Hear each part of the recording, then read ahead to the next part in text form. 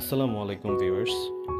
এই বৃষ্টি স্নাত দিনে আমরা ঘুরে আসলাম চট্টগ্রামের বায়েজিদ বোস্তামের মাজার। বায়েজিদ বোস্তামের মাজার চট্টগ্রামের নাসিরাবাদের একটি পাহাড়ের উপরে অবস্থিত।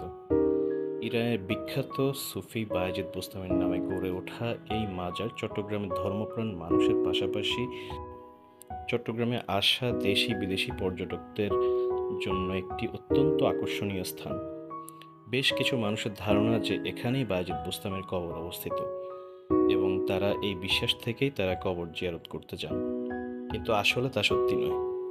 তার কবর ইরানের অবস্থিত। হজরত বায়েজিদ বোস্তামি রহমতুল্লাহ আলাইহের আসল মাজার বা কবর হলো ইরানের সেমনন প্রদেশের বোস্তাম শহরে।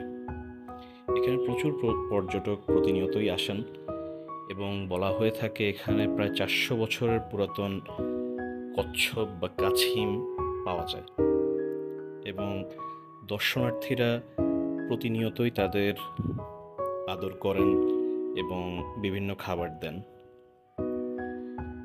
প্রতিনিয়তই দর্শনার্থীরা এখানে আসেন,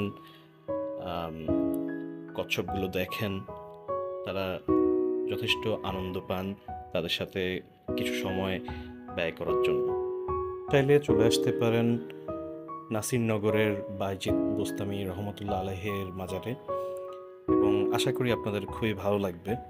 সো আজকে এই পর্যন্তই। টাটা, বাই বাই, আসসালামু আলাইকুম।